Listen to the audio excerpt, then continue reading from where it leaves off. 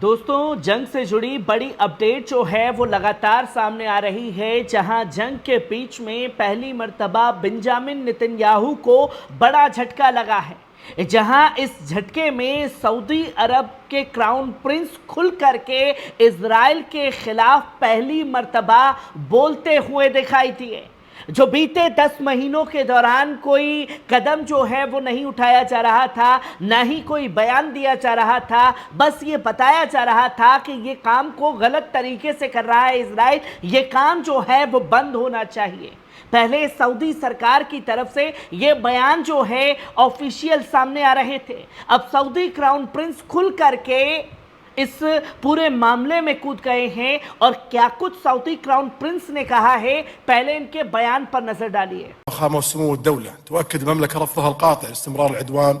والاحتلال والتهجير القسري لسكان غزة، كما تؤكد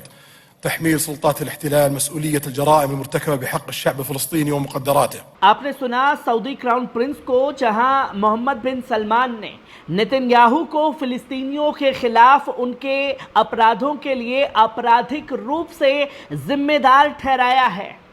और इसका ऐलान किया है। उन्होंने अवैध कब्जे को समाप्त करने और 1967 की सीमा के साथ फिलिस्तीन राज्य और यरूशलेम को इसकी राजधानी के रूप में मान्यता देने का भी ऐलान किया है।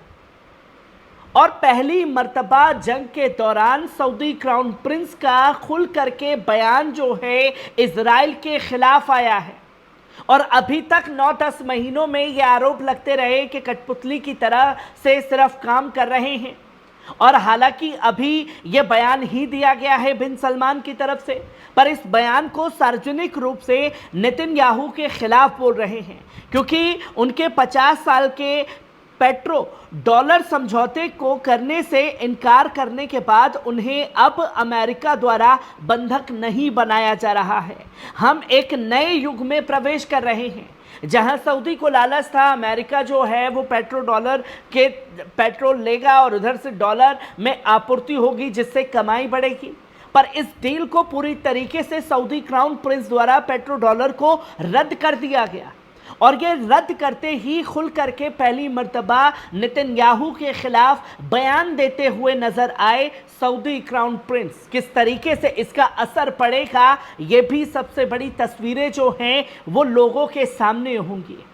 तो वहीं इस बीच तमाम जानकारियां जो हैं वो लोगों के साथ साझा की गई, जिसमें यह साफ तौर पर बताया गया सऊदी क्राउन प्रिंस द्वारा कि फिलिस्तीन में अब तक 9300 कैदी जो हैं वो कैद हैं,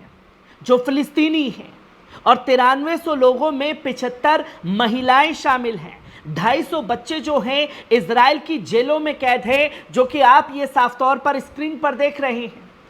जो कि साफ तौर पर कहा गया है कि ये 9300 लोग जब तक रिहा की गारंटी नहीं लेगा, खासतौर पर इजराइल, तब तक जो है वहां से बंधक हमास छोड़ने वाला नहीं है, चाहे अब जितनी मर्जी लंबी जंग जो है वो चला ली जाए। पर हमास के बाद सबने से अलग तरीके से ध्यान जो है वो खींचने का काम हिजबुल्लाह ने किया, जहां इजराइल की तरफ से ये बयान सार्वजनिक कर दिया गया है कि उसने इजरायली सेना को एक प्लान वॉर के तहत बता दिया है कि अब हमास से ध्यान हटा करके हिजबुल्लाह से जंग सीधे तौर पर लड़े, जिसकी इजाज़त तो है वो दे दी गई है। लेबनान के खिलाफ ऑपरेशन प्लान जो है वो तैयार किया है। और इधर हिजबुल्लाह ने भी साफ तौर पर 9 मिनट का वीडियो सर्कुलेट करके ये बता दिया कि आप शुरुआत कीजिए, उसको अंजाम जो है हम पहुंचाने का काम करेंगे, जिसकी तस्वीर लोगों के सामने आई है। वहीं इन तस्वीरों के बीच में साफ तौर पर बड़ा झटका जंग के बीच में पहली मर्तबा बेंजामिन नेतन्याहू को लगा है, जहां वॉशिंगटन ने यह साफ तौर पर बताया कि अमेरिकी कांग्रेस में प्रमुख डेमोक्रेट्स ने इजराइल को दिए जाने वाले प्रमुख अमेरिकी हथियार पैकेज पर पूरी तरीके से कब्जा हटा लिया है, जिसमें F-15 लड़ाकू जेट भी शामिल है। और रिपोर्ट में यह कहा गया है कि हथियारों के पैकेज में 50 F-15 लड़ाकू विमान शामिल है, जिनकी कुल कीमत तकरीबन 18 अरब डॉलर है। इसको रोकने का काम जो है अमेरिका द्वारा किया गया है। और ऐसे समय पर यह कदम जो है अमेरिका द्वारा उठाया गया है जब कल ही बेंजामिन नेतन्याहू जो है हथियारों के लिए भीख मांगता हुआ दिखाई दिया अमेरिका के आगे कि क्या कहने पर यह रोक जो है वो लगाई है। खुल करके अमेरिका के खिलाफ बयान दिया गया और जब ये बयान दिया गया तो अब बड़ा एक्शन लेते हुए हथियारों की सप्लाई जो है वो रोकने का काम किया है। पर अमेरिका की इस दोगली पॉलिसी पर भरोसा नहीं किया जा सकता। पर यहाँ ये भी तस्वीर व्हाइट हाउस से सामने आई है कि एक जूम मीटिंग बेंजामिन नेतन्याहू से आज होने वाली थी जिसे खुद जो बाइडेन ने कैंसिल कर दिया है और जम करके नेतन्याहू को फटकार लगाई है जंग के बीच में जो जानकारी सामने दी गई। और यह बताया गया कि 2 अमेरिकी अधिकारियों द्वारा एक्सक्यूज को बताया गया कि इजरायली प्रधानमंत्री बेंजामिन नेतन्याहू ने मंगलवार को एक वीडियो जारी कर कहा कि अमेरिकी सैन्य सहायता को रोक रहा है, जिसके बाद व्हाइट हाउस ने ईरान पर इजरायल के साथ गुरुवार को होने वाली उच्च स्तरीय बैठक को पूरी तरीके से रद्द कर दिया। और 2 अमेरिकी और इजरायली सूत्रों के अनुसार राष्ट्रपति बिडेन के शीर्ष सलाहकार इस वीडियो से नाराज थे। अमेरिकी दूत अमोस होक्स्टिन ने वीडियो जारी होने के कुछ घंटों बाद एक बैठक के दौरान नेतन्याहू को यह गुस्सा सीधे बताया और इसके बाद व्हाइट हाउस ने गुरुवार को होने वाली बैठक रद्द करके अपनी प्रतिक्रिया दे दी है। जहां पहले हथियारों की सप्लाई रोकी गई उसी को लेकर के भीख मांगता हुआ नेतन्याहू दिखाई दिया और नेतन्याहू ने बड़बोले तरीके से अमेरिका के ऊपर चढ़ाई की। पर अमेरिका ने अब इजराइल के प्रधानमंत्री नेतन्याहू को उसकी असली औकात दिखाते हुए हर प्रोग्राम जो होने वाला था उसे पूरी तरीके से रद्द करने का फैसला जो है वो कर लिया गया है,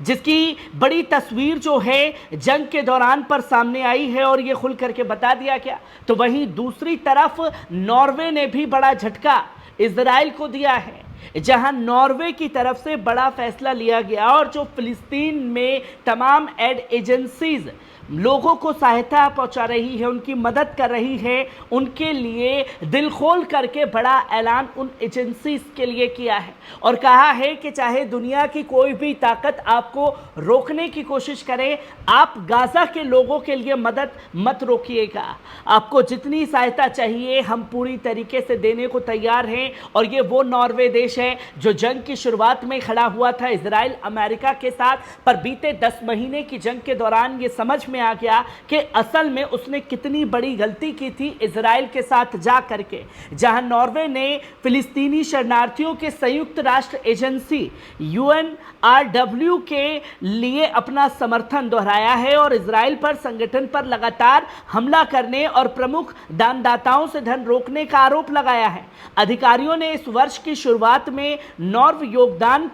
किए गए 275 मिलियन क्रोनर के अलावा धनराशि को 100 मिलियन नॉर्वेजियन क्रोनर तक बढ़ाने का वादा किया गया है। यह घोषणा URW के कमिश्नर जनरल फिलिप लाजरिनी के नॉर्वे यात्रा के दौरान की गई थी, जिसकी जानकारी जो है वो खुल करके दी गई है। जहां सऊदी अरब खुल करके इजराइल के खिलाफ पहली मर्तबा बोलता हुआ नजर आया, इधर अमेरिका ऑलरेडी जंग के बीच में इजराइल से खफा नजर आ रहा है, तो उधर नॉर्वे ने भी फिलिस्तीन के लोगों के लिए बड़ा ऐलान करते हुए उन एड एजेंसीज को बड़ी राहत देने का काम जो है जंग के बीच में किया गया है।